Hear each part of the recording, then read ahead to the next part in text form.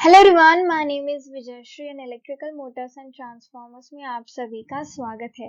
तो आज के ट्यूटोरियल में हम पढ़ने वाले हैं स्कॉट कनेक्शन के बारे में। ओके, स्कॉट कनेक्शन क्या होता है? जब हम थ्री फेज से जो है टू फेज में कन्वर्जन कराते हैं उसको बोला जाता है स्कॉट कनेक्शन। स्कॉट कनेक्शन का और एक नाम भी है, that is Scott T transformer.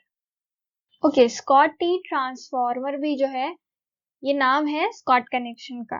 तो बेसिकली ये क्या है? एक टाइप है सर्किट का जो कि क्या किया जाता है, यूज किया जाता है टू फेज पावर को डिराइव करने के लिए, which is use to derive two phase power from three phase source और वाइस वर्सा, यानी कि टू फेज पावर जो है हम थ्री फेज सोर्स से जनरेट करा सकते हैं, डिराइव करा सकते हैं, या फिर उसके बिल्कुल उल्टा कर सकते हैं।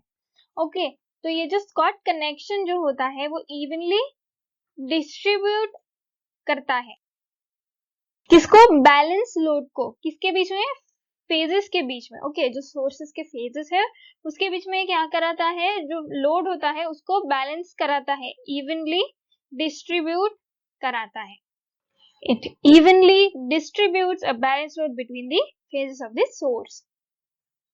तो जो स्कॉट टी ट्रांसफॉर्मर होता है उसको रिक्वायरमेंट होती है किसकी? थ्री फेज पावर इनपुट की, and it provides two equal single phase outputs called main and teaser. तो यहाँ पे एक पॉइंट बोला गया है कि इसको जो है रिक्वायरमेंट होती है थ्री फेज पावर की। Okay, three phase power input की इसको रिक्वायरमेंट होती है, और साथ ही साथ ये क्या कराता है? प्रोवाइड कराता है two equal single phase outputs. It provides two equal single phase outputs, जिसका नाम क्या है? Main and teaser. Main and teaser. Okay, तो जो मेन एंड टीजर आउटपुट्स होते हैं ये एक दूसरे के साथ 90 डिग्रीज आउट ऑफ फेज होते हैं। एक दूसरे के साथ 90 डिग्री का जो है फेज डिफरेंस इनमें होता है। ओके, तो जो मेन एंड टीजर आउटपुट्स है वो एक दूसरे से जो है कनेक्टेड नहीं होने चाहिए। किस तरीके से कनेक्ट नहीं होने चाहिए? पैरेलली कनेक्शन नहीं होना चाहिए। ओके, या फिर सीरीज में नहीं होना चाहिए, जिसकी वजह से वेक्टर करंट इम्बैलेंस हो जाए किसमें? प्राइमरी साइड में। तो इस तरीके का कनेक्शन जो है हमें करने से बचना है। और ये बात ध्यान रखनी है कि जो टीजर एंड मेन का जो आउटपुट होता है ओके वो 90 डिग्री आउट ऑफ फेज होता है। तो ये जो मेन एंड टीजर आउटपुट्स होते हैं these are on separate cores. ये जो है सेपरेट कोर पे जो है लगे हुए होते हैं। तो जो एक्सटर्नल जंपर होता है ये भी इसमें जो है जरूरी होता है। It requires to connect the primary side of the main and teaser section. तो इसमें किसकी जरूरत होती है? एक्सटर्नल जंपर की भी जरूरत होती है। एक्सटर्नल जंपर किसके लिए जरूरत होती है? To connect the primary side of the main and teaser sections. So now we are gonna see the schematic of typical Scotty transformer. Okay, तो ये जो स्क्रीन पे डायग्राम आप देख रहे हैं this is the schematic diagram of Scott connection. तो जो स्कॉट कनेक्शन होता है या फिर स्कॉटी ट्रांसफॉर्मर होता है वो कैसे बना हुआ होता है? दो सिंगल फेज ट्रांसफॉर्मर से जो कि इक्वल रेटिंग के होती है। दो सिंगल फेज ट्रांसफॉर्मर से ऑफ इक्वल रेटिंग, जो कि इक्वल रेटिंग के होते हैं। तो जो मेन एंड टीजर सेक्शंस होता है ये इंक्लोज किए जाते हैं एक फ्लो माउंट एनक्लोजर में। ओके, किसके साथ? जो हमारा मेन होता है वो बॉटम पे होता है as you can see on the diagram. Okay, और जो हमारा टीजर होता है इज ऑन टॉप। तो जो किसके द्वारा कनेक्ट किया जाता है? जंपर के द्वारा। ओके, जंपर केबल के द्वारा। So they can also be placed inside, sorry, they can also be placed side by side in separate enclosure. तो ये जो है साइड बाय साइड एक सेपरेट एनक्लोजर के साथ भी जो है इसको प्लेस किया जा सकता है। So assuming the desired voltage is the same on the 2 and 3 phase sides, क्या बोला गया है, तो जो डिजायर्ड वोल्टेज होता है उसको हमने अज्यूम किया है सेम, किसमें, 2 और 3 फेज साइड में हमने डिजायर्ड वोल्टेज को जो है अज्यूम किया है इक्वल होने के या फिर सेम होने के लिए। तो जो स्कॉट टी ट्रांसफार्मर कनेक्शन होता है इसमें एक सेंटर टैप 1.1 रेशियो का मेन ट्रांसफार्मर होता है जिसको हम बोलते हैं T1, और उसी के साथ साथ 86.6% रेशियो का जो है टीजर ट्रांसफार्मर होता है जो कि है हमारा T2। ओके, तो जो सेंटर टैप साइड होती है T1 की वह कनेक्ट की जाती है between 2 of the phases on the 3 phase side। Okay, 3 phase side के 2 फेज को जो है कनेक्ट की जाती है सेंटर टैप साइड किसकी, T1 की। Okay, so its centre tap then connects to one end of the lower turn count side of T2। T2 के जो है लोअर टर्न काउंट साइड में जो है क्या लगाया जाता है, सेंटर टैप को कनेक्ट किया जाता है किसके, वन एंड के साइड में, okay, of the lower turn count side किसके, T2 के। ऑन द अदर हैंड जो रिमेनिंग फेज होता है हमारा वो कनेक्ट किया जाता है दूसरे एंड को।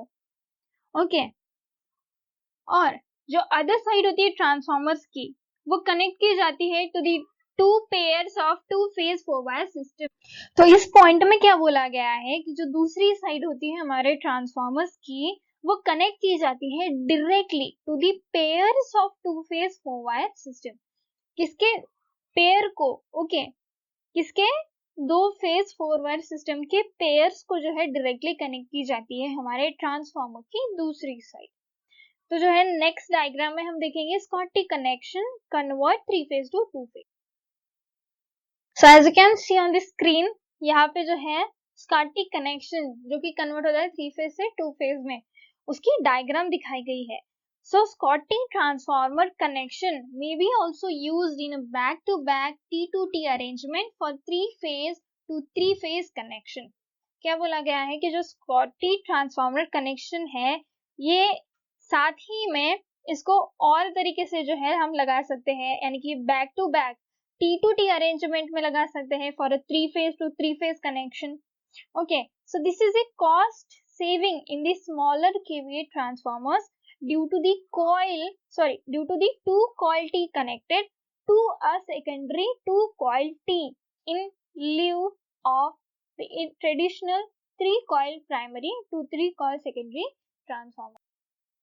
तो ये और कुछ नहीं, एक कॉस्ट सेविंग है।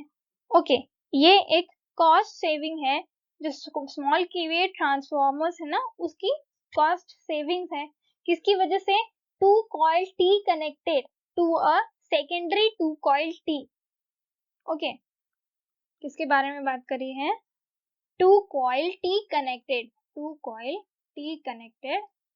to a 2 coil T in lieu of the traditional 3 coil primary to 3 coil secondary transformer।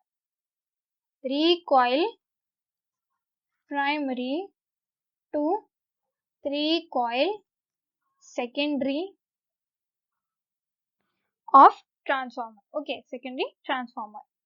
So in this arrangement जो न्यूट्रल टैप होता है ये एक पार्ट होता है, okay, is part way upon the secondary teaser transformer। यहाँ पे क्या बोला गया है कि इस अरेंजमेंट में जो न्यूट्रल टैप होता है ये सेकेंडरी टीजर ट्रांसफार्मर के जो है ऊपर लगा हुआ होता है। जो वोल्टेज स्टेबिलिटी होती है of this transformer of this T2T arrangement as compared to the traditional 3 coil primary to 3 coil secondary transformer is questioned।